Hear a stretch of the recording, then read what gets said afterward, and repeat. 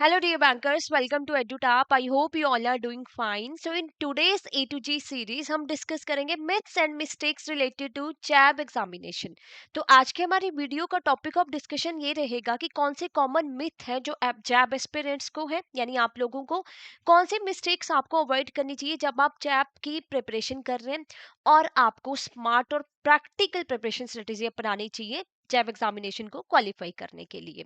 तो जैसे आप टारगेट करें जैब एग्जामिनेशन को, तो you should have a fair idea of previous year questions, most important topic and important MCQs. Because most important topic आपको क्या बता रहे हैं, कौन कौन से टॉपिक सबसे ज्यादा इंपॉर्टेंट और उनको कैसे अप्रोच करना है.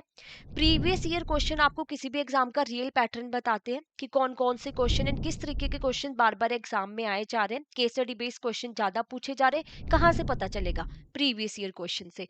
मोर इंपॉर्टेंट एमसीक्यूज की प्रैक्टिस करने से आपकी स्पीड और एक्यूरेसी दोनों बढ़ती है. तो ये फ्री ई बुक है जिसको आप डाउनलोड कर सकते हो डिस्क्रिप्शन बॉक्स में जाके, और काफी इंपॉर्टेंट डॉक्यूमेंट प्रूव हो सकता है आपका ये एग्जाम की प्रिपरेशन के लिए. तो let's start with that today's topic. सबसे पहले तो हम देखेंगे कॉमन मिथ्स क्या हैं एस्पिरेंट्स के. देखिए, अब जब आप जैब एग्जामिनेशन देने जाते हो, अगर आप फेल हो जाते हो, इसका रीजन ये नहीं होता कि एग्जाम डिफिकल्ट था.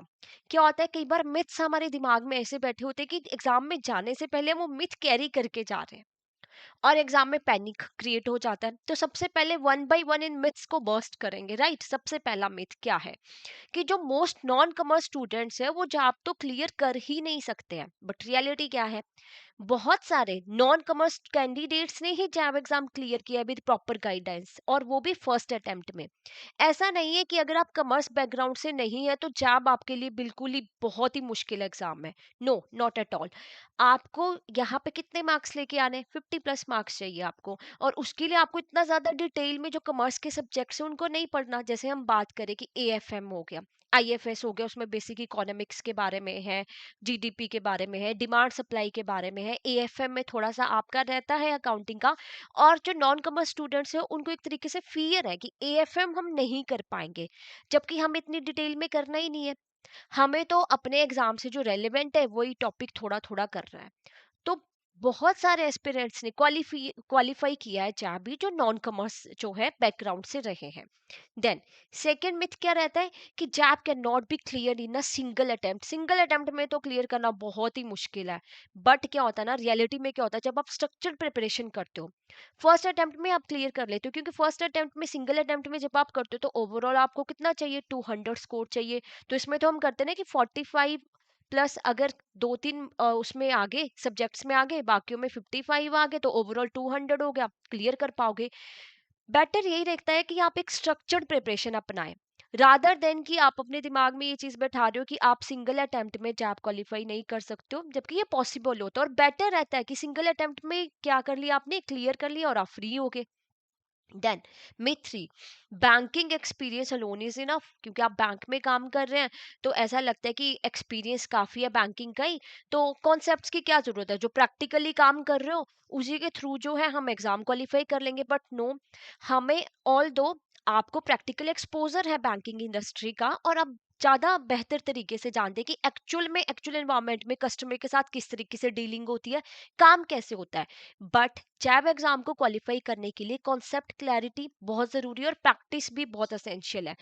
अगर आप प्रैक्टिकल वे में उस काम को कर रहे हो, कस्टमर के साथ डीलिंग कर रहे हो और उसको कॉन्सेप्ट के साथ पढ़ रहे हो, तो आपको क्या रहेगा, आपको ज्यादा क्लैरिटी मिलेगी, आप ज्यादा अच्छे से ना एग्जाम्पल दे पाओगे, और आपको यहाँ पे क्या आसानी होगी कि आप केस स्टडी बेस्ड क्वेश्चन जो है बहुत प्रैक्टिकल अप्रोच के साथ सॉल्व कर पाओगे, क्योंकि आपको पता है कि प्रैक्टिकली ये चीज बैंकिंग में हो रही है.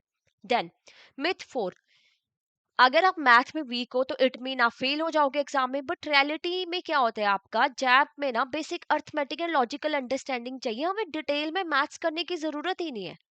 आई डोंट थिंक सो कि किसी भी सब्जेक्ट में आपको बहुत डिटेल में मैथमेटिक्स के बारे में पूछा जा रहा है. अगर मैं पीपीबी की बात करूं, पीपीबी में मॉड्यूल बी में आपको क्या आते हैं, न्यूमेरिकल्स पूछे जाते हैं, और बहुत ज्यादा नंबर में नहीं पूछे जाते.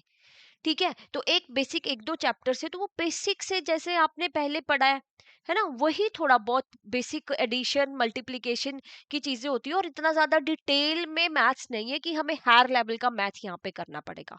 तो ये हमारा मिथ 4 था. रियलिटी अलग है.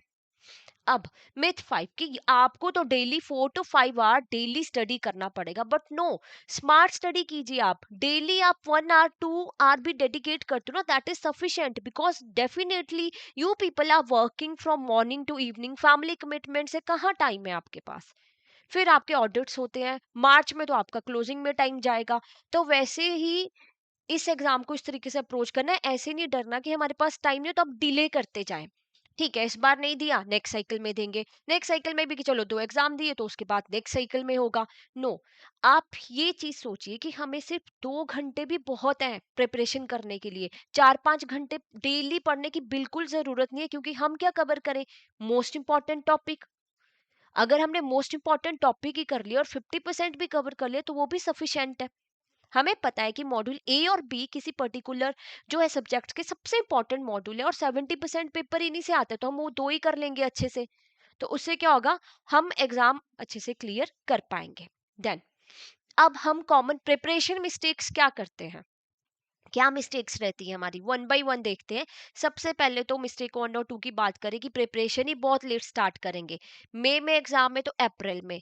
एंड बहुत सारे बैंकिंग एस्पिरेंट्स ने खुद ये बात बोली है कि हमने अपनी प्रिपरेशन जो काफी लेट स्टार्ट की, तो उसकी वजह से क्या हो गया, ठीक है एग्जाम क्वालिफाई हुआ कुछ स्टूडेंट्स का, बट कुछ का 1-2 मार्क्स से रह गया। क्यों, लेट प्रिपरेशन स्टार्ट की। मॉर्निंग इवनिंग डे नाइट पढ़ रहे हैं, मैराथन अटेंड कर रहे हैं लास्ट मोमेंट पे, तो वो ना फिर हेक्टिक भी रहता है आप लोगों के लिए। तो इसलिए आपने प्रिपरेशन लेट स्टार्ट नहीं करनी।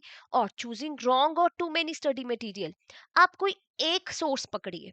आपको मल्टीपल सोर्सेज रखने की जरूरत नहीं, क्योंकि क्या होगा, कंफ्यूजन क्रिएट होगा।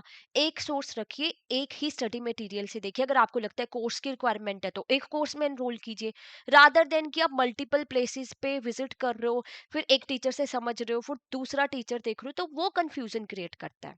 Then lack of proper revision, पढ़ लिया, रिवाइज ही नहीं किया, सबसे बड़ी मिस्टेक। कोई एक चैप्टर जब आप करते हो उसके बाद क्या जरूरी है कि आप चैप्टर वाइज जो है मॉक टेस्ट लगाएं। वेरी इंपॉर्टेंट, कि अगर आप ये चीज नहीं करोगे तो आपको कैसे पता चलेगा कि आपने आपकी कितनी प्रिपरेशन हुई। और जब आप एमसीक्यूज प्रैक्टिस नहीं कर रहे हो, पीवाईक्यू नहीं देख रहे हो, मॉक टेस्ट ही नहीं लगा रहे हो, आपको नहीं पता चलेगा। और लास्ट में जब वो फुल लेंथ मॉक टेस्ट लगाते हो ना, बिलीव मी, एक आपका कॉन्फिडेंस बिल्ड हो जाता है कि ठीक है मैं 2 आवर में पेपर कंप्लीट कर पा रहा हूँ या कर पा रही हूँ कि नहीं कर पा रही हूँ।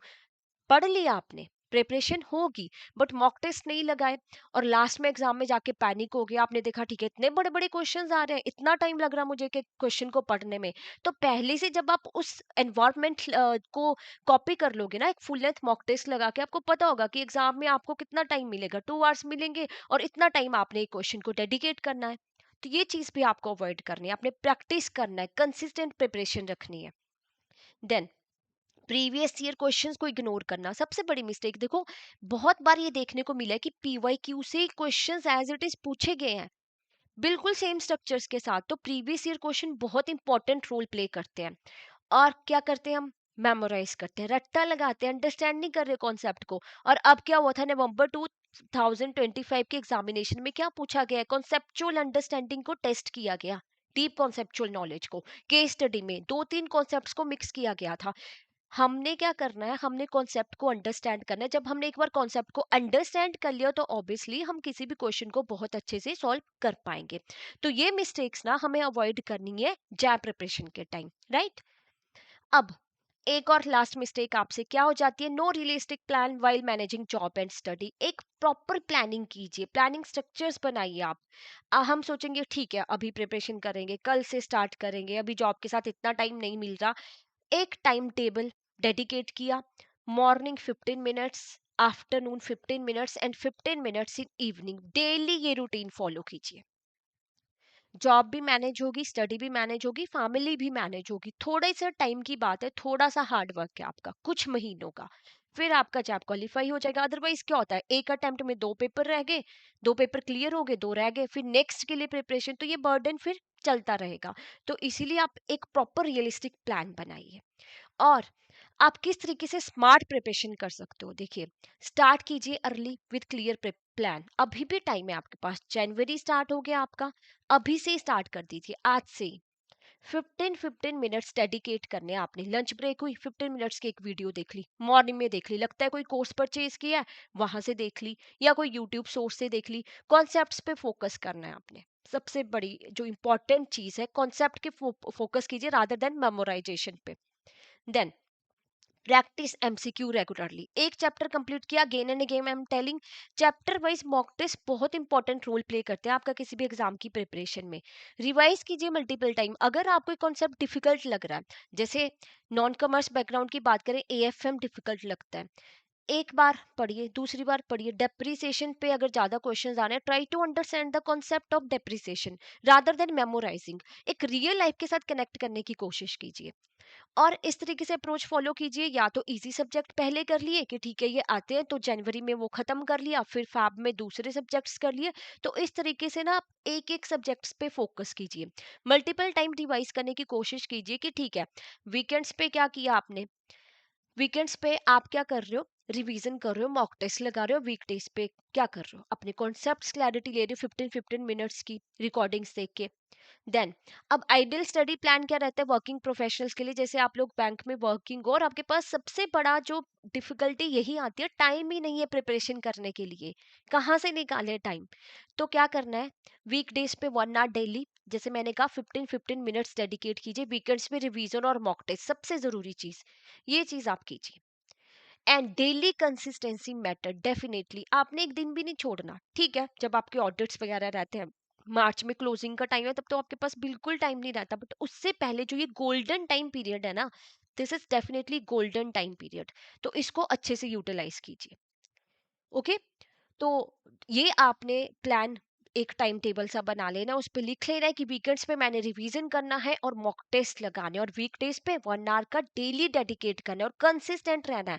एक भी दिन प्रिपरेशन के लिए छोड़ना नहीं है, क्योंकि अगर आप टारगेट करें कि इस बार तो जैब क्वालिफाई करना है, तो फाइनल मोटिवेशन इज दिस कि जैब अचीवेबल है, कोई डाउट नहीं है उसमें, बहुत डिफिकल्ट पेपर नहीं है। बस हम राइट स्ट्रेटेजी नहीं यूज करते हैं, टाइमली प्रिपरेशन नहीं करते, तो क्लियर नहीं कर पाते। तो हमेशा right strategy plus consistency always provide you success. तो बैकग्राउंड ही डिसाइड कर रहा है सक्सेस को, कि आप नॉन कॉमर्स बैकग्राउंड से नहीं हो तो जॉब क्वालिफाई करना तो आपके लिए मतलब है ही नहीं, इजी, ऐसा कुछ नहीं है। चाहे आप कॉमर्स से हो चाहे नॉन कॉमर्स बैकग्राउंड से हो, अगर आप राइट स्ट्रेटेजी यूज करते हो, कंसिस्टेंट रहते हो अपनी प्रिपरेशन में, तो डेफिनेटली 100% आप जॉब क्वालिफाई कर सकते हो। तो आई वुड सजेस्ट कि आज से ही, अभी से ही अपनी प्रिपरेशन स्टार्ट कीजिए।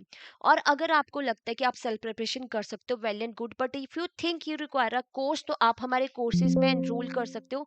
वट यू कैन डू, आपको एडुटैप की वेबसाइट पे जाना है, और जैसे आप एडुटैप की वेबसाइट पे जाएंगे, कोर्सेज में जाके ना आपको जॉब कोर्सेज पे क्लिक करना है। जॉब कोर्सेज पे क्लिक करके you have to scroll down. तो जैसे आप स्क्रॉल डाउन करोगे ना, you will see complete master course, एक लाइव क्रैश कोर्स है और टेस्ट सीरीज है। जो कंप्लीट मास्टर कोर्स है, ये उनके लिए जो डिटेल प्रिपरेशन करना चाहते हैं, यानी जिनको क्या है कि वीडियोस चाहिए, 15-15 मिनट्स की वीडियो देख के अपनी प्रिपरेशन करते जाएं, और रिवीजन के तौर पे जस्ट बिफोर द एग्जाम के लिए लाइव क्लासेस आपको मिल जाए, तो आप मास्टर कोर्स में एनरोल कीजिए। कॉन्सेप्ट नोट्स इसमें मिलते हैं आपको, सॉल्व पीवाईक्यू मिल रहे हैं, चैप्टर वाइज मॉक टेस्ट में सॉल्व पीवाईक्यू डिटेल एक्सप्लेनेशन के साथ, full length mock test you are getting. और कोड क्या है आपका, Jain 76 to get flat 76% off. और अगर आप सिर्फ इंडिविजुअल कोर्स मास्टर कोर्स में एनरोल करना चाहते हो, तो आप वो भी कर सकते हो, आईएफएस के, PPB, AFM, as per your requirement. अब कोई भी कोर्स परचेज करने से पहले अगर आप ये देखना चाहते हो कि किस तरीके की क्लासेस हम प्रोवाइड करते हैं, नोट्स कैसे हैं, क्विजेस का लेवल कैसा है, तो आप ना हमारे 3 आर के ट्रायल कोर्स में भी एनरोल कर सकते हो। यहाँ पे कोड जैब 99 आप यूज कीजिएगा, आपको फ्लैट 99% ऑफ मिलेगा। देन अगर आप टाइमली प्रिपरेशन करना चाहते हो और कम टाइम में प्रिपरेशन करना चाहते हो, I would say come time में, तो आप लाइव क्रैश कोर्स में एनरोल कर सकते हो। यहाँ पे आपको टोटल 60 लाइव क्लासेस मिलती है, 15 क्लासेस ऑफ ईच सब्जेक्ट। तो लाइव क्लासेस रहती है मॉर्निंग और इवनिंग टाइम में, आपको कोई बैंकिंग आवर सेक्रीफाइस करने की जरूरत नहीं है। 2 2 आवर्स की क्लासेस है, या तो 7 AM to 9 AM, या इवनिंग में 7 PM to 9 PM। तो कम टाइम में आप अच्छी प्रिपरेशन कर सकते हो लाइव क्रैश कोर्स में एनरोल करके। बैच 2 ऑलरेडी लॉन्च हो चुका है। कॉन्सेप्ट नोट्स आपको मिल रहे हैं सोल्ड पीवाईक्यू डिटेल एक्सप्लेनेशन के साथ, chapter wise mock test and full length mock test you are getting. Code है आपका Jain 76 to get flat 76% off. अगर आपको लगता है कि आपकी प्रिपरेशन हो चुकी है तो आप टेस्ट सीरीज में एनरोल कर लीजिए। इसमें क्या है, सॉल्व पीवाईक्यू है, फुल लेंथ मॉक टेस्ट है, चैप्टर वाइज मॉक टेस्ट है, और कोड क्या है, Jain 76 to get flat 76% off. Because practice makes a man perfect. जितनी ज्यादा प्रैक्टिस करेंगे उतना अच्छा रहेगा, एग्जाम में टाइम मैनेजमेंट आप प्रॉपरली कर पाएंगे। और अगर आपको कोई भी डाउट है स्ट्रेटेजी से लेके, मोटिवेशन फील नहीं हो रही, डर लग रहा है, कोई भी फियर है, मेंटर टॉक में एनरोल कर सकते हो। मेंटर से बात कीजिए, अपनी प्रॉब्लम बताइए उन्हें, और डेफिनेटली आपको कोई ना कोई सोल्यूशन जरूर मिलेगा। और अगर फिर भी ना आपको कोई और डाउट है, कोई और क्वेरी है, तो आप हमें इस नंबर पे कॉल कर सकते हैं, मेल कर सकते हैं hello@edutap.co.in। Thank you so much, have a nice day.